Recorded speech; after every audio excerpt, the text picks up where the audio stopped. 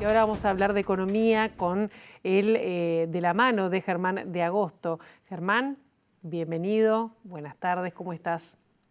Todo bien por acá, ¿vos cómo andás, Pilar? Muy bien, hablando de datos que son fresquitos, que se conoció el índice de inflación del mes que cerró y un poco superior a la que podía estar, por lo menos venía la tendencia.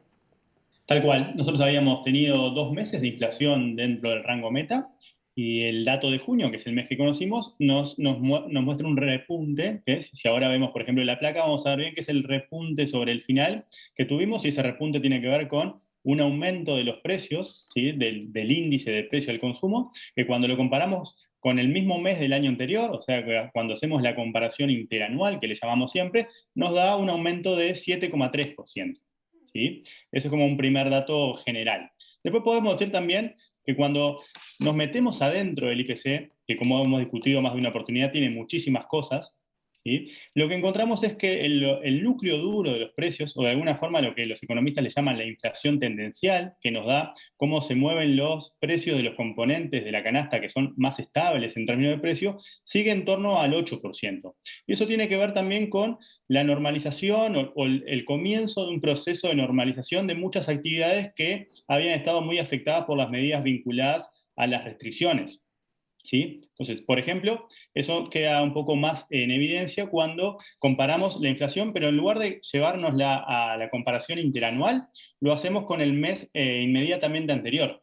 Y ahí lo que tuvimos es un aumento de los precios de 0,7%, que si ahora mostramos en la segunda placa, vamos a poder ver cuáles fueron los principales componentes detrás, ¿sí? O las principales divisiones, que son los rubros que considera el INE, detrás de ese aumento. ¿Sí? Y en ese gráfico, que parece medio raro, pero básicamente lo que tenemos en el eje vertical es la inflación mensual. Viste que la inflación mensual maneja guarismos un poco más acotados que la interanual porque estamos comparando con el mes anterior. Claro. Y en el eje horizontal lo que tenemos es, bueno, cuánto pesa cada rubro, que cada rubro es un puntito dentro de la gráfica, dentro de lo que es la canasta de consumo. Y eso no es otra cosa que decir, bueno, cuánto los hogares destinan a cada uno de esos rubros. Por ejemplo, cuando miramos la incidencia de esos rubros para entender qué fue lo que pasó con el repunte de los precios en el mes de junio, tenemos que alimentos y bebidas representa casi un cuarto, un poco más de un cuarto de la canasta, del gasto de la canasta. Y ese rubro tuvo un aumento de 0,4% en términos mensuales,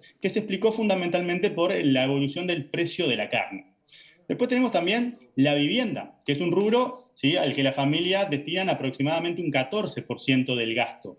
¿Sí? Y la vivienda aumentó un 0,8%, que en términos mensuales es un guarismo relevante. Y eso tiene que ver con el aumento del supergas, ¿sí?, vinculado al aumento de los combustibles, que también lo vemos en la otra categoría, que es la categoría del transporte, que más o menos destinamos un 10% de nuestro gasto, ¿sí?, como hogar promedio, a el rubro transporte, y eso ahí está recogiendo el aumento de la nafta y el aumento del gasoil.